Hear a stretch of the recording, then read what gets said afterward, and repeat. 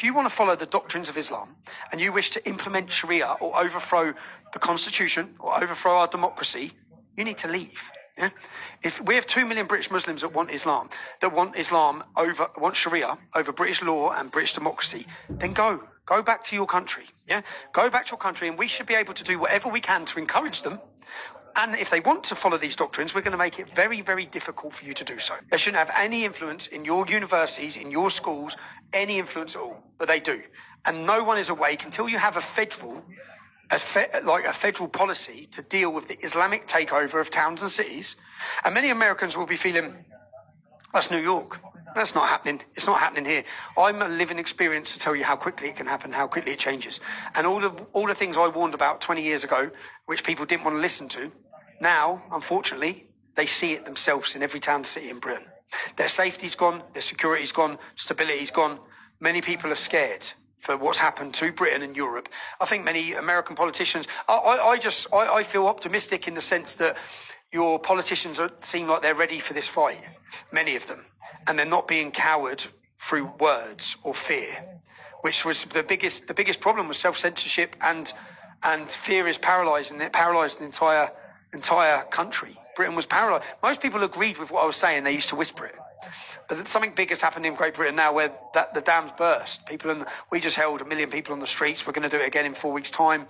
The voting patterns show across Europe people have had enough.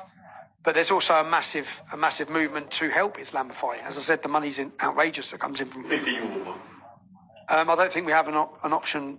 We won't win without the United States. Now, if you lose the right to your integrity of elections, then there's no fair elections in the world. If you lose to Islam, if Texas loses, if they take Texas, nowhere's got any chance.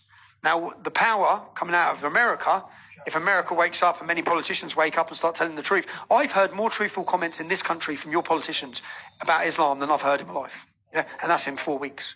When I've sat down and done interviews, and I'm just like, wow, that congressman just told it how it is. He just told it how it is. And for me to come and show politicians in America speaking openly and honestly about Islam will hopefully inspire politicians in Britain and Europe to speak openly and honestly about Islam. Because we still are in a state of fear.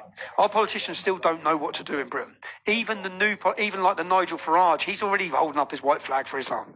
I feel as though you're dodging the question, though. Straight up, do you think that the United Kingdom... Yes, we'll win. Yeah, we'll win. Yeah, we'll win. It's in our DNA to fight. Yeah, it's in our DNA. We fight. We've been asleep for a very long time, and people are now waking up. And there is an almighty fight coming.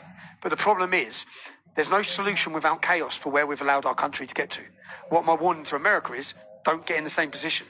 Don't allow yourself to have 30 million armed Muslims in your country. Yeah? And then start trying to deal with the problem of Islamic radicalisation and jihad. Yeah?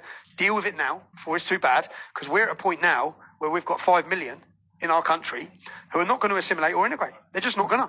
And the teachings I showed you today, the verses I showed you, all of that, that's why. It's not because of us.